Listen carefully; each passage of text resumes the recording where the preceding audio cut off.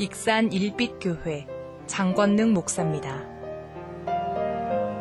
자, 오늘 11월 첫 주를 맞이해서 우리 하나님 앞에 믿음으로 달려나와 예배하는 우리 귀한 성도님들, 또 병상에서 또 이렇게 아파하는 우리 성도님들 어느 곳에 있든지 주님의 특별하신 은혜가 함께 하시는 간증의 주인공들이 되시기를 주의 이름으로 축복합니다. 아프리카 밀림 지역에 한 왕이 있었습니다. 그 왕 밑에 아주 여러분 같은 충성스러운 신하가 있었습니다. 그 신하는 왕이 무슨 일을 하고 말만 하면 폐하 잘된 일입니다. 이렇게 아주 왕의 말에 격려를 하고 반응을 합니다. 폐하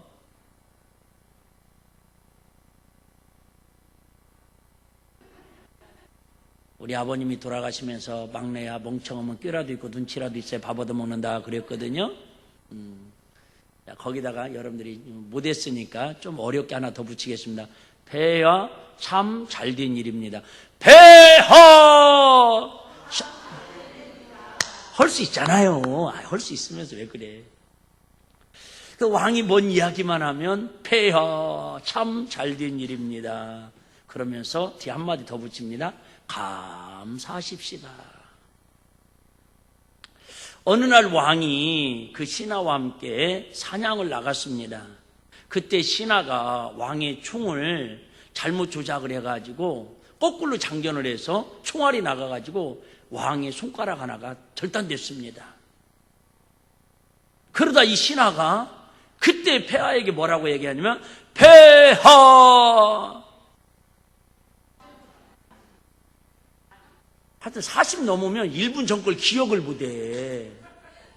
이해는 해요. 폐하 참 잘된 일이옵니다. 감사합시다. 그랬더니 이 왕이 막 분노가 일어나가지고 지금 불난 집에 부채질하냐고 저놈을 당장 감옥에 가둬라 그래가지고 감옥에 갇힘을 당합니다. 얼마 후에 왕이 손가락이 나서가지고 다른 신하와 함께 사냥을 갔다가 길을 잃어서 식인종들에게 붙잡혔습니다. 식인종 추장이 이 왕을 잡아다가 이제 식인종이니까 삶아 먹든 튀겨 먹든 구워 먹든 해야 하는데 가만히 이렇게 신체 조사를 해보니까 손가락이 절단됐네? 음식이 뭐 한 거예요? 상한 거야. 이 식인종 왕이 이것 봐라. 나는 흠이 있는 그래도 내가 추장인데 흠이 있는 음식은 먹지 않는데 그러면서 나는 이 상한 음식은 안 먹는다고 흠이 있는 음식은 안 먹는다고 갖다 풀어줘라 그래가지고 왕궁으로 돌아왔어요. 그러고 나서 가만히 생각해 보니까 누구가 생각나요? 폐하 참 잘된 일입니다. 그 신하가 생각나서 감옥에 가가지고 풀어주면서 참 고맙다고. 자네가 내 손가락에 잘못해가지고 손상을 안 입었으면 나 오늘은 식인종에 밥이 될 뻔했다고. 내 손가락만 이렇게 병신되게 해줘서 고맙다고 도리어 그럽니다.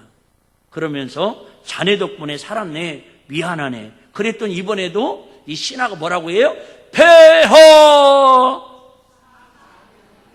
감사합니다. 제가 감옥에 안 들어왔으면 폐하와 같이 사냥을 나갔을 것이요.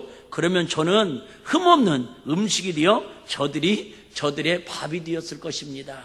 그래서 감사합니다. 폐하 참 잘된 일입니다. 이렇게 고백을 했다라는 거예요. 이와 같이 범사에 감사하며 살 때 모든 일이 주 안에서 믿음 안에서 형통하게 될 줄로 믿습니다.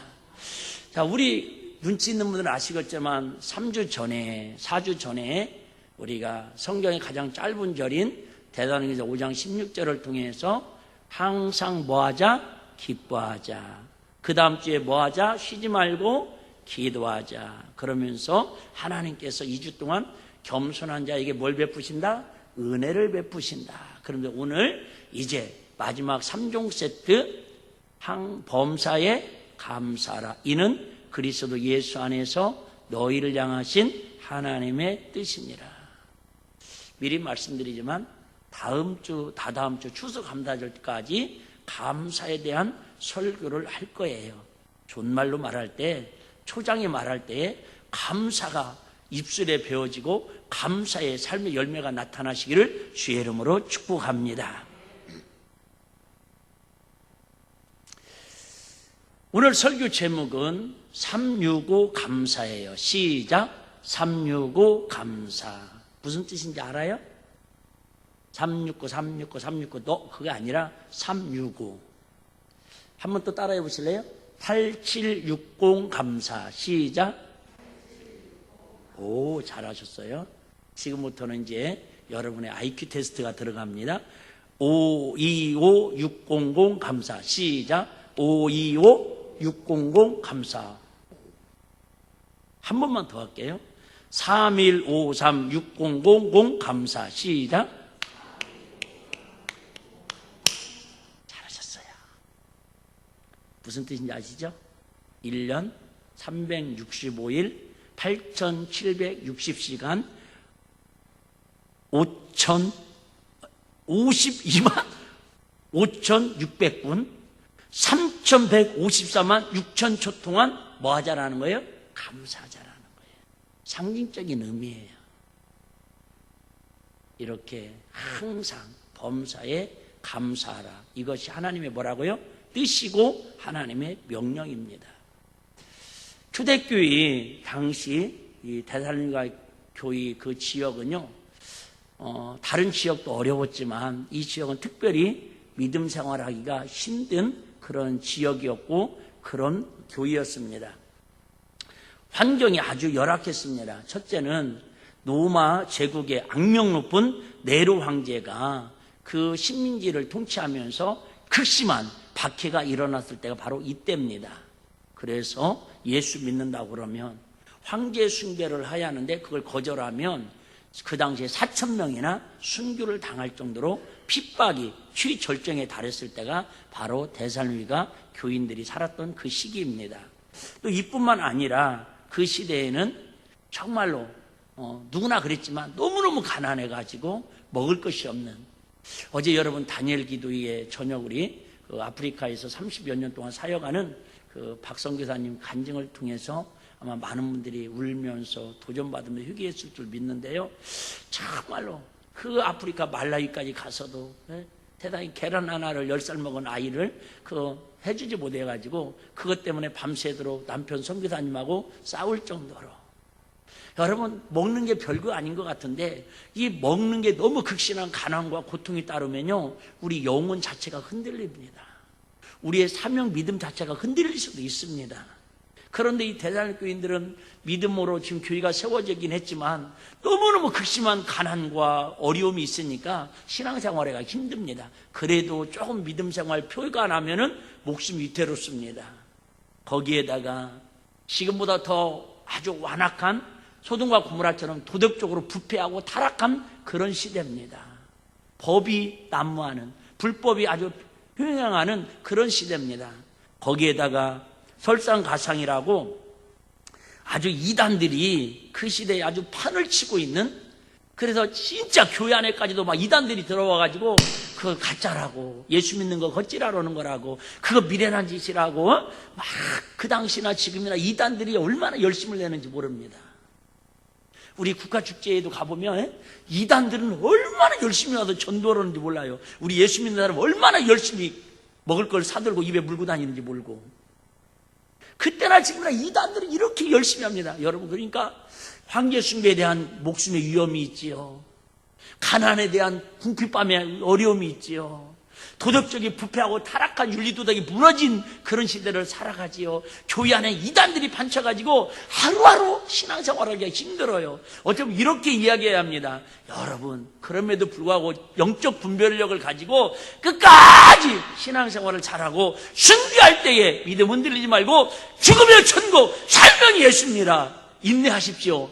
이렇게 편지를 써서 보내도 마땅할 것 같은데 바울은 주님의 마음을 담아서 여러분은 항상 그런 상황이 있음에 불구하고 범사에 뭐 하라고요? 감사하라고, 이는 하나님의 명령이라고, 하나님의 뜻이라고 엄히 말씀하고 계십니다. 우리는 언제 입에서 감사하는 다른 말이 나옵니까? 어린아이들은 자기들이 원하는 물건을 부모들이 사주었을 때에 반응적으로 감사하는 말이 나옵니다. 아마 우리 아이들은, 그런 중고등부 아이들은 그런 마음 가질 거예요. 우리 엄마 아빠는, 특별히 엄마들은 알라딘에 나오는 지니처럼 요술램프에 들어가 계셨다가 엄마! 그러면 나와가지고 밥상 딱 차려드리고 그냥 다시 요술램프에 들어가셨다가 엄마! 그러면 또 나와가지고 얼마 필요해? 10,000원. 그러면 1+1 2만원 딱 주고 또 요술램프에 들어가셨다가 아마 그런 엄마를 꿈꾸지 않을까. 여러분, 아이들이나 청소년들은 자기가 원하는 걸, 필요한 걸 해줬을 때에 감사합니다라고 저절로 나옵니다. 그러면 우리 어른들 입장에서는 어떻습니까? 자식들이 부모님께 생일 선물을 한다든지 용돈이라도 쥐어주면 그때 고맙다고 감사를 표합니다. 신앙생활에서도 무슨 큰 은혜를 받았다든지 직반에 잘된 일이라도 있을 때 우리가 하나님께 감사하게 됩니다. 범사에 항상 감사하며 사는 것은 사실 불가능하다고 해도 과언이 아닙니다. 그걸 모르시는 하나님이 아니실 텐데 왜 우리에게 힘들고 어렵고, 항상 말씀드리자 해마다 제가 한 번씩, 날마다 불평하고 살아라, 날마다 신경질 내고 짜증내면서 살아라 하면 저는 진짜 완벽하게 살 수 있을 것 같아요. 예? 막 눈 뜨면서 막 불평하면서 살고 막 인간들 만나면 신경질 내고 살으라면 난 추적 같은 막 삶을 살 수 있을 것 같아요. 너무 그렇게 또 타락한 목사 보지 마시고. 그런데 이게 범사에 항상 쉬지 말고 기도하고 기뻐하고 감사하라고 하니, 이게 여러분 세상 쥐 많은 세상에서, 제가 눈 뜨고 고백하는 이 세상에서, 눈만 뜨면 사고 사건이 끊이지 않는 세상에서 어떻게 우리가 범사에 감사하며 살 수 있냐 그 말이에요. 불가능한 일을 하나님 우리에게 왜 하라고 하셨을까? 그런데 오늘 하나님 우리에게 스스로 우러나는 감사가 아니라 힘써서 감사하라고 명령을 하십니다. 감사하라 라는 단어는 명령어로 쓰여져 있습니다. 살인하지 말라, 바꿔 얘기하면 살인하지 말라라는 명령과 감사하라는 명령과 어떤 명령이 더 큰 줄 아세요? 살인하지 말라라는 명령은, 살인죄는 소극적인 수동형의 명령입니다. 하지 말라. 하라는 말은 적극적이고 능동적인 명령입니다. 물론 똑같은 죄는 죄인데요, 강조하기 위해서 살인하는 죄보다 감사하지 않는 죄가 하나님 볼 때는 더 클 수도 있다라는 거예요. 그런데 우리는 감사하지 않고 불평하면서도 내가 지금 하나님 앞에 살인하고 있다는 죄책감을 깨닫지 못하고 있다는 거죠. 내가 새벽에도 말씀드렸는데, 나는 어제 그 선교사님 간증을 들으면서 얼마나 마음에 도전이 되고 정말 가슴에 휘게가 되든지, 그 10살 먹은 아들한테 세상에 빵 한 조각, 계란에 우유 하나 주는 게 그렇게 소원인데 그걸 해결해 줄 수 없는 거야. 그러면서 원주민들 아이들이 오면은 똑같은 빵을 자르는데도 아무래도 자기 아들한테는 조금 더 크게 잘라주고 원주민 아이들에게 좀 작게 잘라줬다라는 거예요. 나중에 하나님께 막 거듭나고 회개하고 성령님이 마음을 만지시는데 그 모습까지 다 보여주면서 회개를 시키더라는 거예요. 여러분, 그런 모습까지도 회개를 시키는 하나님이시라면 우리는 감사해야 할 상황에서 감사하지 않고 사는, 아니 도리어 감사해야 할 상황에서 원망하고 불평하고 사는 게 얼마나 큰 무시무시한 죄라는 걸 깨닫지 못하고 살아가는 게 얼마나 하나님 앞에 큰 죄인지를 모르고 사는 게 이게 가슴 아픈 일 아니냐 그 말이죠. 살인하지 말라, 간음하지 말라, 거짓말하지 말라, 부모를 공경하라, 이렇게 모든 계명이 명령인 것처럼 범사에 감사라는 것은 역시 명령이라는 사실입니다. 명령은 반드시 순종해야 합니다. 자녀가 부모의 명령을 반드시 순종해야 합니다. 하나님의 명령 역시 반드시 하나님의 자녀인 우리가 순종해야 합니다. 우상 숭배하지 말라, 안식일을 기억하여 거룩히 지키라, 11조를 반드시 드려라, 이 모든 것은 목숨 걸고 순종해야 합니다. 앤드류 머레이라는 유명한 신학자가 이런 말을 합니다. 그리스도인은 땅에서 고난을 받든 하늘에서 영광을 누리든 늘 마음이 순종에 고정되어야 있어야 한다고 말합니다. 그러므로 감사라는 것이 하나님의 명령이라면 감사해도 좋고 안 해도 좋고 하는 것이 아니라 반드시 감사해야 합니다. 사람들은 여유 있고 형편이 되면 감사하고 그렇지 않으면 감사를 안 합니다. 그러나 구원받고 하나님의 자녀된 우리는 이 한 가지 구원받은 사실만으로도 평생 감사제를 드려도 부족한 줄로 믿습니다. 그렇다면 하나님께서 무엇 때문에 우리에게 감사를 명령하십니까? 이 힘든 일을, 이 불가능한 일 같은 일을 하나님 왜 우리에게 감사하라고 안 하면 하나님의 뜻을 어긴다고 주의라고까지 이렇게 엄히 명령을 하실까? 18절 다시 봅니다. 범사에 감사하라. 이는 그리스도 예수 안에서 너희를 향하신 뭐라고요? 하나님의 뜻이다. 감사는 하나님의 뜻이기 때문입니다. 감사의 히브리어 원뜻은 하나님의 능력과 사랑과 축복을 인정하고 기뻐하며 그분에게 합당을 영광을 돌린다라는 뜻입니다. 바꾸어 말하면 우리가 감사하면 하나님께서 영광을 받으신다라는 거예요. 하나님이 저와 여러분을 자녀 삼으시기 위해서 하나밖에 없는 독생자 예수 그리스도를 십자가에 빌려 죽이시고 우리를 구원하신 목적은 우리가 불가능한 상황에서도 감사할 때에 우리 하나님의 자녀인 저와 여러분을 통해서 하나님께 뭐가 된다고요? 영광이 된다 그 말이에요. 저와 여러분을 통해서 하나님 뭘 받으시기를 원하셔? 영광을 받으시기 원하셔서 우리에게 뭐 하라고? 감사하라고 명령을 하셨다 그 말입니다. 오늘 우리는 어려운 현실 속에서 최선을 다해 감사함으로 하나님을 크게 웃으시게 해드리는 하나님의 자녀가 되어야 할 줄로 믿습니다. 물론 잘된 자녀들이 부모님한테 선물해주고 효도하는 것도 좋지만 정말 영 먹고 살기 힘든데 정말 월세방에서 정말 찢어지게 가난한데도 불구하고 그 부모님에게 효도하려고 어떻게 보면 부모님이 걱정할까봐 부부간에 서로 다투면서도 다퉜다는 얘기도 하지 않고 못 살아도 못 산다는 얘기 하지도 않고 선한 거짓말하는 그렇게 살아가는 자녀들이 부모에게 기쁨이 되듯이 나는 원망하고 싶어요. 나는 불평하고 싶어요. 나는 감사할 조건이 하나도 없는 것 같아요. 그런데도 하나님의 뜻이니까 하나님이 나를 향한 뭔 뜻이 있으니까 하나님께서 때가 되면 더 높이시고 열매 맺게 하시고 풍성을 주실 거라고 하나님의 선하심을 믿고 하나님 앞에 진정으로 감사할 때에 하나님이 기뻐하시고 하나님 기뻐하실 때에 우리에게 더 큰 기쁨을 예비해 주신다 그 말에 이해되시면 아멘.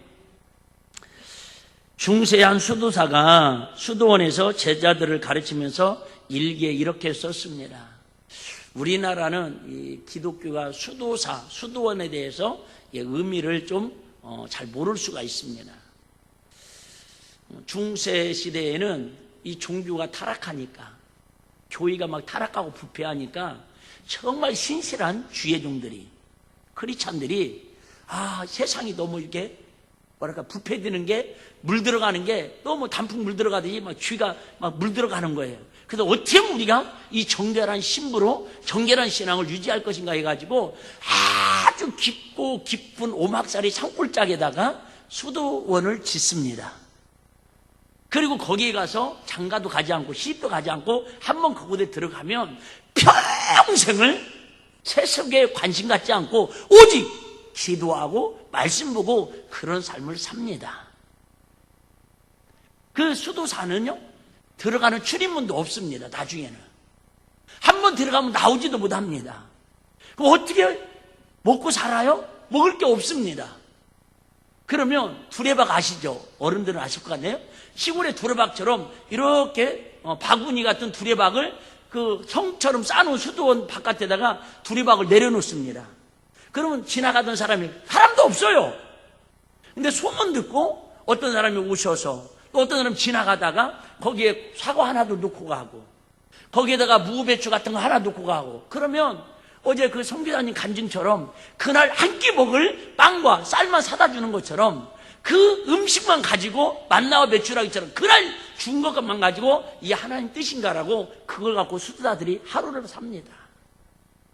음식이 안 오는 날은 하나님 뜻인 줄 알고 그냥 굶습니다. 이렇게 철저하게 하나님 뜻대로만 살겠다고 자기의 마음과 생각을 거룩하게 지키겠다고 산속에서 성을 쌓고 하나님의 도로만 살아가는 사람들이 수도사들입니다. 이 수도사가 이렇게 일기를 썼습니다. 감옥과 수도원의 차이. 그러니까 정확하게 말하면 사실은 감옥보다도 수도원이요, 저는 두 군데 안 살아봐도 모르지만 감옥보다도 수도원 생활이 더 감옥 같은 곳이다 그 말이에요. 왜요? 감옥은 여러분 끼니 때마다 밥은 주고요, 옷은 주고요, 여러분 지금은 TV도 운동도 시켜줍니다. 근데 수도사는 그런 게 아니에요. 전기도 없습니다. 어쨌든 그 감옥과 수도원의 차이를 이렇게 고백합니다. 감옥은 수도원과 환경사원은 매우 유사할 수 있습니다. 그렇다면 무엇이 감옥을 지옥으로 만들고 수도원을 천국으로 만듭니까? 감옥에서는 하루가 불평으로 시작되는 반면 수도원은 하루가 감사로 시작된다 그 말이에요. 여러분 똑같이 예수 믿고 똑같이 하루를 사는데도 감사로 하루를 시작하는 사람은 그 사람은 오늘도 천국을 누리는 삶을 사는 것이고요, 오늘 하루를 시작하면서 불평으로 시작하는 사람은 지옥의 삶을 오늘도 경험하고 산다 그 말이에요. 좀 이따 말씀드리려고 그랬는데 제가 나도 나이가 50 넘어가 내일 모레 60이다 보니까 생각했다가 다음에 하려고 하면 까먹더라고.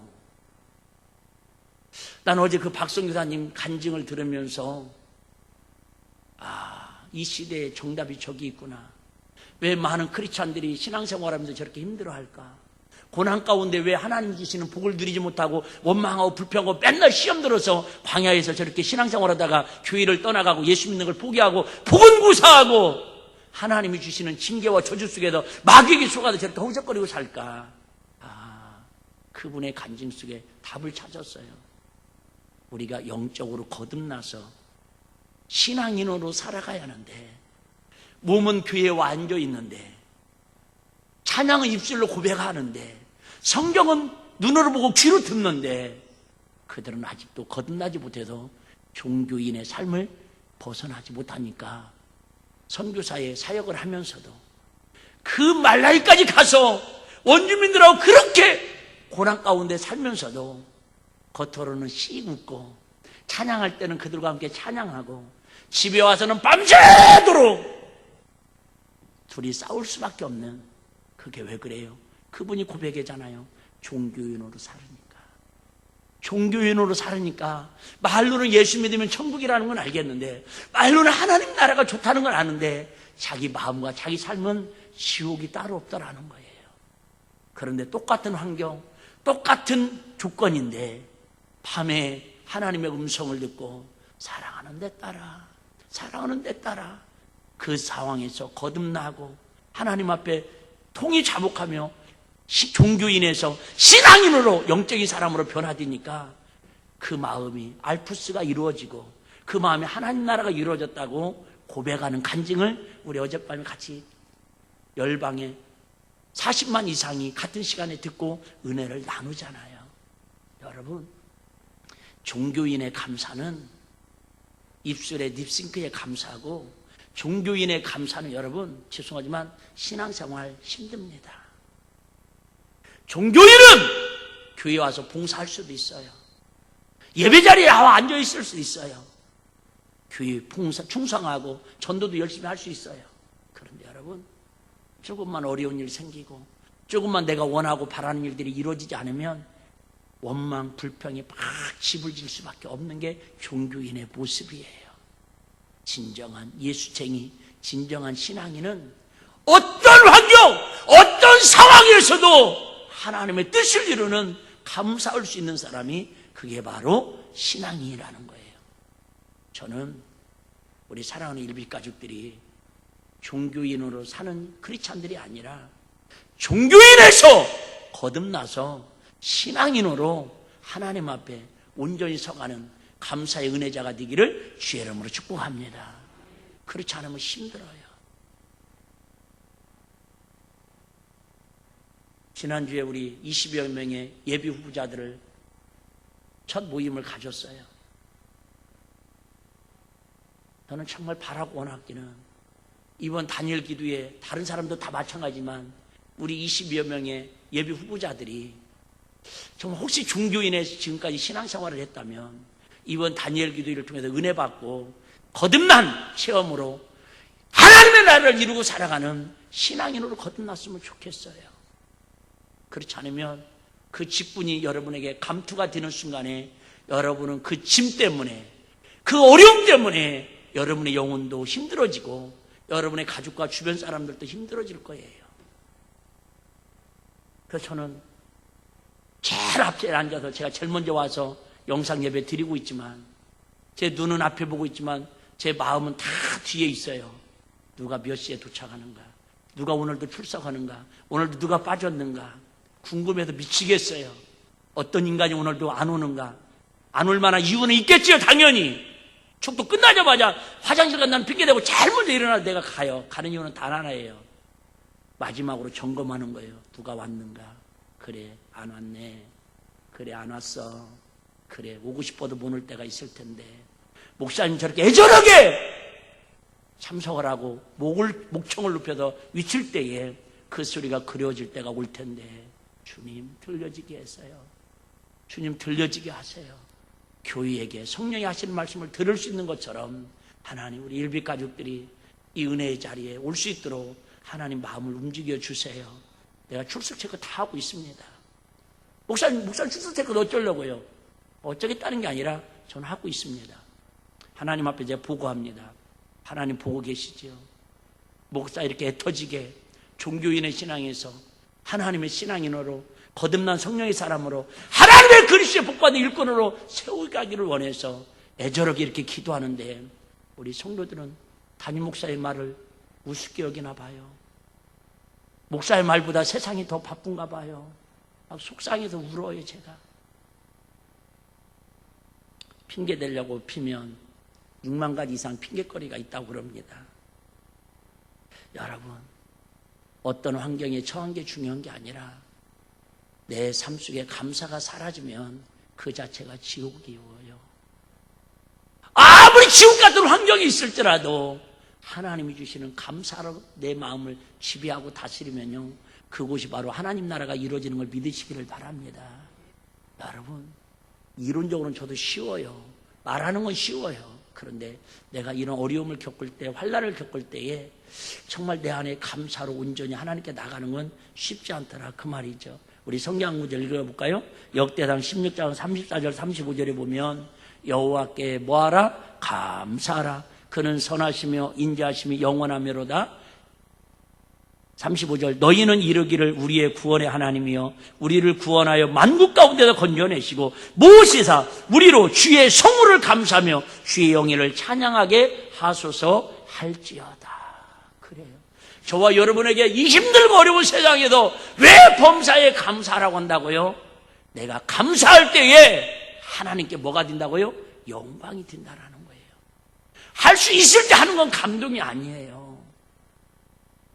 조심스러운 얘기는 우리 수요일날마다 어떤 분은 수요일날 또 청소하니까 청소하기 싫어서 부담스러워서 안 나온다는 사람도 있는데 그거 어떻게 그랬어요? 자기 복이지. 수예배 끝나고 청소를 해요.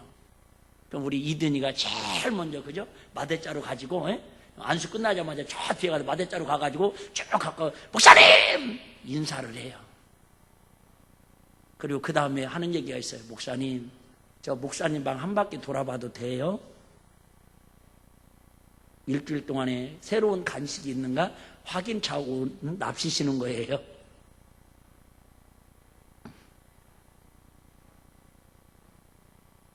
여러분, 그러면서 제가 사탕 하나 주고 과자 하나 주면요 얼마나 감사하고.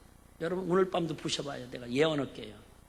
나는 우리 이대인의 가족이 몇 시에 오는지 정확하게 알아요. 왜요? 이든이가 딱 오자마자 그냥 제일 먼저 팍 뛰어와가지고 이 성령이 저기서 와가지고 목사님 얼마나 감사함으로 인사를 하는지요. 감격에. 어제 저녁에도 가기 전에 설교 들어가면 움직이면 안 된다는 거 알아요. 찬양할 때만 막 뛰어다니고 춤추지요. 절대 설교 시작되면요 절대 움직이지 않습니다. 엄마가 가면 놔두지도 않고. 그러면 찬양 끝날 때 되면 또 와요. 목사님 내일 또 봐요. 내일 또 봐요. 이든지 생각하면요 피곤했다가도 제 피곤이 막 사라지는 것 같아요. 여러분, 당연히 감사할 수 있을 때 감사해도 하나님께 영광이 되지만 정말 감사할 수 없는 상황에서 그 어린 것이 마대자루 요즘은 이제 다니엘이 끌고 다니려고 또 옆에 형 따로 다녀요. 그 모습만 봐도 주의 중에 이렇게 기쁘고 흐뭇할진데 우리 하나님 앞에 원망해 마땅해. 일 못한다고 신경질하고 세상 피곤하다고 그냥 쉬고 싶은 게 마땅해. 그럼에도 불구하고 내가 할 수 없을 때 하나님 앞에 감사로 은혜 받아야지. 그럴 때에 하나님 얼마나 기뻐하시겠냐 그 말이 할렐루야. 그렇다면 왜 범사에 감사하는 것이 하나님의 뜻입니까? 여기에는 분명 한 가지 전제가 숨어 있습니다. 그것은 무엇이냐면 하나님께서 역사의 주인이시라는 사실입니다. 하나님께서 인류 역사 전체를 이끌어 가신다는 것을 인정하십니까? 자, 사무엘상 2장 6절에서 8절 다시 한번 제가 읽어드릴게요. 여호와는 뭐하기도 하시고 죽이기도 하시고 살리기도 하시며 음부에 내리기도 하시고 올리기도 하시는도다. 여호와는 맘만 먹으면 가난하기도 하시고 부하기도 하시고 낮추기도 하시고 높이기도 하시는도다. 가난한 자를 진투에서 일으키시며 핍핍한 자를 거름덩이에서 드사 귀식들과 함께 앉게 하시며 영광의 길을 차지하게 하시는도다. 땅의 기둥들은 여호와의 것이라 여호와께서 세계를 그 위에 뭐예요? 세우셨도다. 여러분, 왜 범사에 감사하는 게 하나님의 뜻이라고 우리에게 명령하십니까? 역사의 주인이, 내 인생의 주인이 누구라는 거예요? 여호와 하나님이심을 알게 하시는 거다 그 말이 할렐루야. 복의 근원이 하나님이시오. 내 생사복을 주관하시는 분이 하나님이시라는 거예요. 물론 부모님 잘 만나면 몇 억의 유산은 받을 수 있겠지요. 여러분, 남편 잘 만나면 좋은 차 좀 타고 귀금속 좀 대접받을 수 있겠지요. 근데 여러분, 그 영원한 거 아니지 않습니까? 하나님이 역사의 주인이시고 우리 인생의 주관자이시라는 걸, 그러기 때문에 우리는 그 하나님 앞에 뭐 해야 한다고요? 감사하는 것이 하나님의 뜻이라는 거예요. 또 하나는 로마서 8장 28절에 보니까 같이 한번 읽을까요? 다 아는 말씀이죠. 시작. 우리가 알거니와 하나님을 사랑하는 자 곧 그 뜻대로 부르심을 입은 자들이 모든 것이 합력하여 뭐예요? 선을 이룬대요. 그래요. 감사할 때에 하나님의 일이 선으로 이루어져요. 그런데 하나님이 좋은 걸 계획하고 예비하실지라도 불평하고 원망할 때에 그것이 선이 아니라 마귀의 괴계가 되는 거예요. 우리가 잘 아는 말씀 한 절 더 읽읍시다. 시편 23편 1절에서 3절.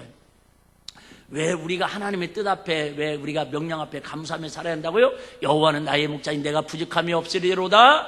그가 나를 푸른 주장에 물이시며 실만한 물가로 인도하시는도다. 내 영혼을 수양시키고 자기 이름을 위하여 의의 길로. 무슨 말씀이에요? 여러분, 하나님의 뜻에 감사할 수 없는 상황에서 정말로 고난과 역경과 환난 가운데서 하나님을 온전한 감사를 드릴 때에 하나님은 저와 여러분을 부족함이 없도록 채워주시고 실만한 푸른 주장 물가로 우리를 인도해 주시고 우리가 정말로 광야에서 메말라가는 영혼이 시들어가는 영혼 가운데서도 하나님 솟아게 하시는 하나님 은혜를 베풀어 주신다 그 말이 할렐루야.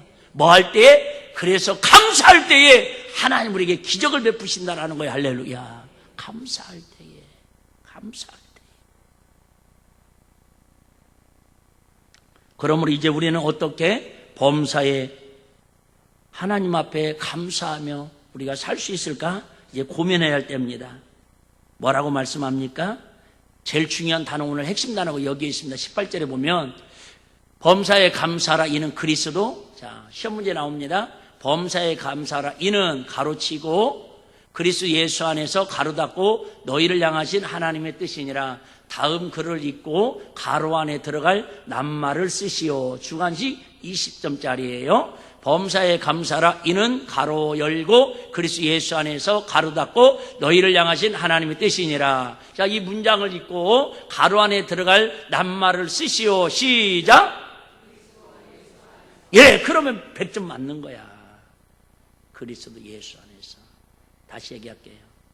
종교인과 신앙인과 차이는 뭐냐면, 그리스도 예수 안에 거하는 사람은 신앙인, 그리스도 밖에서 신앙생활하는 사람은 종교인이라 그 말이에요. 왜 감사가 되지 않아요? 왜 신앙에 기쁨이 없어요? 왜 신앙생활하다가 좌절하고 절망하고 원망하고 불평하다 광야에 멸망당하는 이스라엘 백성처럼 왜 교회 다니다가 포기하고 예수 믿다가 포기해요? 예수 안에서 주님을 만나야 하는데, 예수 안에서 주님과 살아야 하는데, 예수 바깥에서 예배 드리려고 하니까, 종교인으로 신앙생활하고 직분 감당하려고 하니까 힘든 거예요. 왜? 세상은 안 알아주면 안 하거든요. 세상은 높여줘야 좋아하거든요. 그런데 교인은 그리스도 안에 들어갈수록 뭐 해야 돼요? 낮아져야 돼요. 십자가를 져야 돼요. 희생해야 돼요. 겸손해야 돼요. 헌신해야 돼요. 내가 죽어져야 돼요. 그러니까 그리스도 안에 들어가지 않으면 절대 하나님 뜻을 알 수가 없고, 하나님 뜻을 모르니까 그 고난을 통해서, 환난을 통해서, 문제를 통해서 하나님이 예비하신 더 큰 복을 보지 못하는 거예요. 제가 좋아하는 말씀 히브리서 11장 40절 한번 볼게요. 이는 하나님이 우리를 위하여. 내년 표어를 저는 그냥 지금 하나님 주신 마음인데요, 더 좋은 것을 예비하신 하나님이라고 우리 내년 표어를 이렇게 정했으면 좋겠어요. 아멘? 여러분, 우리 하나님은 고난을 통해서, 어려운 환난과 문제를 통해서 뭐 할 때에, 감사할 때에 저와 여러분을 위하여, 우리 일백기를 위하여 더 좋은 것을 예비하셨다라는 거예요. 할렐루야. 왜 감사하라고 한다고요? 더 좋은 것을 예비하신 걸 주시려고.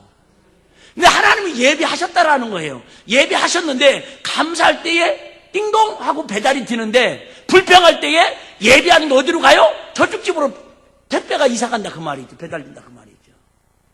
그러니까 교회 다녀도 예수 믿어도 맨날 감사하는 고사하고, 간증은 고사하고, 기적의 주인공은 고사하고, 예수 믿으면 믿을수록, 교회 다니면 다닐수록 더 힘든 거예요. 종교생활 하려니까. 여러분, 하나님의 뜻인 감사할 수 없는 상황에서, 문제 앞에서 원망 불평할 수밖에 없는 상황에서 우리가 진정으로 감사로 하나님께 제사를 드릴 때에, 여러분, 하나님께서 우리를 위해서 뭐가 있다고요? 더 큰 예비하신 복을 주시려는 게 하나님 뜻이다 그 말이에요. 할렐루야. 이 복을 누려야 내가 기쁨으로 하나님께 더 충성하고 더 감사하고 더 헌신할 수 있는 것이지, 이런 기쁨이 없으니까 종교생활 하려니까 신앙생활 오래 하면 할수록 더 힘들죠. 왜? 기대치가 있잖아요. 교회 몇 년 다니셨어? 20년. 교회 몇 년 다니셨어? 30년. 근데도 지금도 그때 입술에 할례가 안 돼가지고 맨날 입만 열면 원망하고 불평하고 그래? 아직도 뒤에서 목사님 흉보고 아직도 뒤에서 당짓고 부정적인 얘기하고 있어? 아이고, 종교인 그만 좀 종치고 이제 신앙인 좀 되라고. 입술부터 할례 되고 입술부터 거듭나야 할 거 아니에요. 할렐루야. 좀 오늘 좀 세네. 하다 보니까 세졌네. 여러분, 어떻게 하면 또 우리가 감사할 수 없는 상황에서 감사하며 기적의 주인공으로 나갈 수 있느냐? 히브리서 10장 2절에 보니까 믿음의 주에 또 온전케 하시는 예수를 바라봐야. 여러분, 문제를 바라보고 환경을 바라보면 우리 감사할 수 없어요. 근데 문제를 통해서, 예수 안에서 그 문제를 통해서 누구를 바라보는 거예요? 주님을 바라보는 거예요. 십자가를 바라보는 거예요. 나를 피 흘리신 예수를 바라보는 거예요. 그러면 감사하지 않을 것이 없다 그 말이. 할렐루야. 문제를 보고 감사할 사람은 없어요. 환경을 보고 감사할 수는 없어요. 여러분, 그런 말이 있죠. 아름다운 꽃 정원이 있어요. 그 아름다운 정원도 여러분, 깜깜한 밤에 봤을 때는 아무것도 보이지 않습니다. 그런데 햇빛이 쫙 나고 떠오를 때에 그 정원을 가보면 영롱한 그 풀잎 사이에 내리는 이슬부터 시작해가지고 그 아름다운 꽃들과 아름다운 그저 자연 만물이 보이는 것처럼, 여러분, 내가 종교론으로 봤을 때는 세상의 문제밖에 안 보여요. 교회의 문제밖에 안 보여요. 근데 예수 그리스도 안에 빛 안으로 들어가면요, 그 문제를 통해서 하나님이 주시는 정원이 그때부터 보이기 시작하는 거예요. 아직도 어두운 밤인가 봐. 눈은 2.0, 1.5라서 세상도 그렇게 잘 봐. TV 쇼음식표가 그렇게 싼 데는 잘 봐. 단풍은 그렇게 아름다운 데를 잘 찾아가면서 잘 봐. 그런데 영적인 눈들은 아직도 깜깜해져가지고 하나님의 뜻이 예수 안에서 보면 그 너머에서 하나님 예비하신 복이 있는데 그걸 보지를 못하는 거예요. 그러니까 종교인으로 살아가니까 하루 살면 하루 더 고생, 이틀 신앙생활하면 이틀 신앙생활하니까 더 갈수록 힘들어지는 거예요. 여러분, 예를 들면 성경에 이런 사건이 있었죠. 모세는 홍해바다를 만날 때마다 이스라엘 백성들이 팍 쓴물이 내린다고 원망하고 불평할 때마다 그 문제와 환경을 보지 않고 어디로 가요? 그리스도 안으로 들어가는 거예요. 하나님의 뜻 안으로 들어가는 거예요. 그래서 그들을 향해서 싸우지 않고 원망하지 않고 그는 지팡이 하나 들고 산에 높이 올라가서 밤새도록 부르짖어 기도하잖아요. 그러니까 하나님께서 홍해바다를 가르게 하시고 반석을 쳐서 물이 나게 하시고 만나 배출하기를 날마다 먹이게 하셔서 하나님 뜻 안에서 하나님의 사역을 잘 감당할 수 있도록 하나님 인도움을 받더라, 그 말이 할렐루야. 근데 그리스도 안에 들어가지 못한 이스라엘 백성들은 뭐만 보는 거예요? 문제만 보는 거예요. 배고픔만 보는 거예요. 더운 것만 보는 거예요. 홍해바다만 보는 거예요. 그러니까 하나님께 원망하고 모세 목사님한테 불평하니까 그들은 광야에서 다 시체로 죽어나갔자 뻗지더라, 그 말이에요. 여러분, 우리 2019년 결산의 달을 맞이해서 우리 1년 동안 어떻게 살아왔을지라도, 부족하게 살아왔을지라도 우리 정말 남은 한 달과 또 앞으로 남은 생애를 여러분 정말로 세상의 문제와 눈으로 환경을 보지 마시고 그 문제 속에 숨겨져 있는 하나님께서 그 문제를 통해서 우리에게 더 큰 예비하신 복을 누리게 하시려고 하는 그 뜻을 깨닫고 그 안으로 들어가셔서 할 수 없을 때 억지로라도 악을 쓰고라도 감사하여 하나님의 복을 끌어내는 기적의 간증님으로 살아가는 은혜가 있기를 바랍니다. 얼마 전에 여러분 인터넷 검색하면 나오는데 국문일보에 한 목사님의 간증이 실려 있습니다. 광주 서림교회를 담임하시는 송재식 목사님의 간증입니다. 짧게 말씀드리고 마칠게요.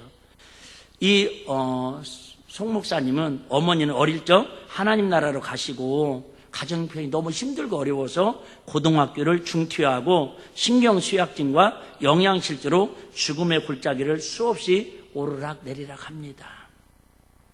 그러다 어느 날 교회에서 부흥회가 열렸는데 마지막 교회라고 생각하고 식음을 전폐하고 어차피 영양실조로 걸려 죽으나 기도하다 죽으나 그런 마음으로 금식하며 철야하며 하나님 향해 부르짖어 기도합니다. 그때 어제 그 선교사님처럼 내가 너를 택했다. 사랑하는 때 아들아, 내가 너를 택했으니 너는 나의 길을 가라는 음성이 들려옵니다. 그때부터 주경야독으로 밤에 공부하고 낮에 일해서 검정고시 합격을 합니다.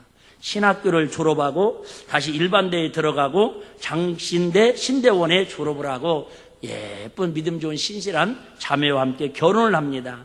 어떤 지인의 도움으로 더 공부 좀 하라고 해서 프랑스 파리로 유학을 갑니다.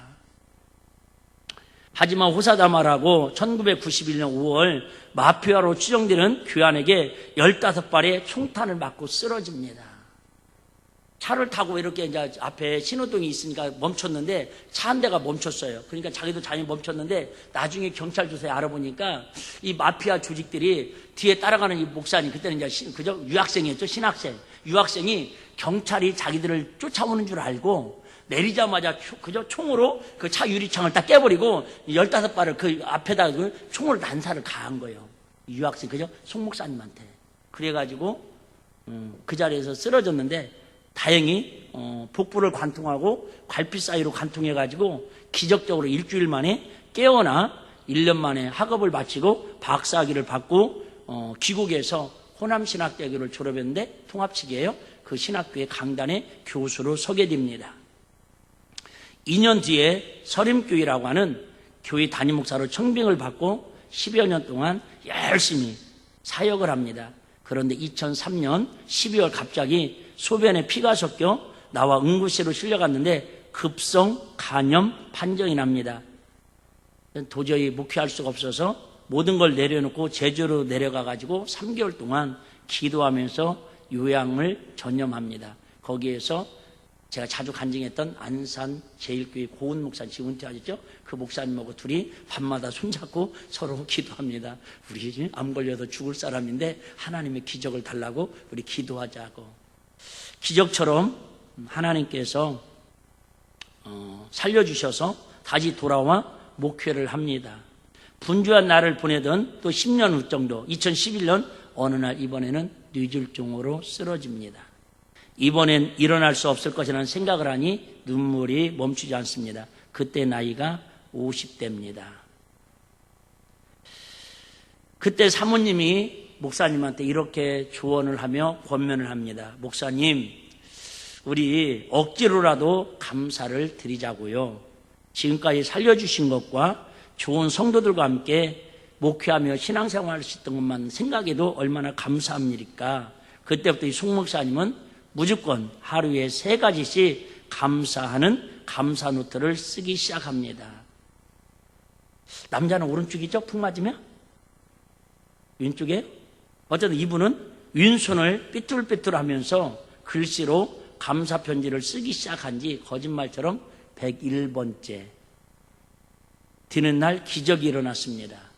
하나님 앞에 감사 기도를, 감사 노트를 하루에 3가지 이상씩 써가는데 화장실 거울 앞에서 어느 날 하나님 그런 마음을 주는 거예요. 나도 오른손을 들고 성도들을 향해서 축도 한번 해봤으면 감사하겠다. 여러분, 손 한번 이렇게 올리는 게 평생의 감사거리가 될 줄 누가 알았겠어요? 저는 이게 2손이 다 올라가니 얼마나 감사해요. 이거 참, 이거 뭐 아무것도 아니잖아요.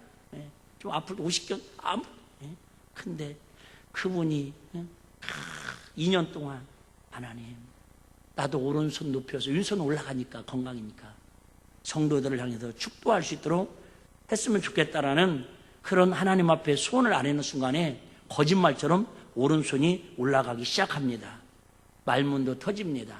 그래서 처음에는 야 그렇게 시작해가지고 2년 만에 손이 올라가고 말문이 터졌습니다. 그 한편의 설교를 위해서 송 목사님은 초등학생이 소리내어 구어책을 읽듯이 큰 소리로 말할 수 있음에 감사하면서 100번씩 자기의 설교 쓴 그 설교문을 읽고 교인들한테 설교를 한답니다. 우리 교단에도 그런 분이 계셔요. 여러분 혹시 김석균 선교사님이라고 아시죠? 찬양사역자. 그분이 출석하는 교회, 지금은 은퇴하셨고 사위가 담임 목사님으로 됐는데요. 박중식 목사님이라고 계셔요. 인터넷 검색하면 나옵니다. 이분은 젊었을 때 뇌계릭병에 걸렸습니다. 그래서 이 뼈가 다 우물아들어가지고 말도 잘 못합니다. 어떤 때는 의자에 앉아가지고 성도들이 알아듣지도 못하는 그런 말을 가지고 설교를 합니다. 그런데 놀라운 것은 저는 그 김석균 선교사님 세미나 와서 간증 때도 제가 들었고요. 지난주에도 그 교회 부목사 출신인 그 목사님한테 간증을 들었는데 누가 봐도 그 교회가 부흥될 수 있는 조건이 아닙니다. 이렇게 두 손 번쩍 들고 소리소리 외치면서 신앙생활 잘하자고 외쳐도 졸고 있고 달걀기도 좀 참석하지 않은데도 그렇게 움직이지 않는데 그 목사님 뇌계릭병이 걸려가지고 발음도 나오지도 않는데다 하는데도요 교회가 여러분 수만 명씩 모입니다. 하나님이 쓰시는 사람은, 하나님 역사하는 교회는 인간의 말과 재능과 능력이 아니라 하나님께 붙들려서 감사하며 하나님께 제사를 드리는 사람을 지금 이 시대에도 찾고 계시고 쓰신다라는 간증에 여러분 인터넷만 치면 다 확인할 수 있는 그런 간증들이 죄송합니다. 수두룩 빡빡하게 있습니다. 감사하다가 기적을 체험한 사람들은 인터넷만 검색해도 수백 명, 수천 명의 간증자가 있지만 원망하고 불평하다가 망한 사람들은 간증이 한 사람도 인터넷에 올라와 있지 않아요. 무엇을 얘기합니까? 여러분, 감사할 수 없는 상황에서 하나님의 뜻을 바라보면서 더 큰 예비하신 복을 바라보면서 우리 감사하며 한 주간을 사시고 11월 한 달을 사시고 남은 생일을 사셔서 우리 멋지게, 광야에서 죽은 사람은 말이 없어요. 광야에서 죽은 사람은 기념비를 세울 수 없어요. 홍해 바다를 가르고 가나안 땅을 들어가서 거기에다가 기념비를 세운 사람만이 하나님 기념책에 기록되듯이 우리 일빛교회 성도님들이 종교인이 되지 마시고 신앙이 되어서 기적의 간증의 주인공으로 이번 단일 기도를 통해서 우리의 세계를 통해서 하나님 앞에 기념비적인 신앙의 기념비를 세울 수 있는 주인공들이 나와주시기를 주의 이름으로 축원합니다.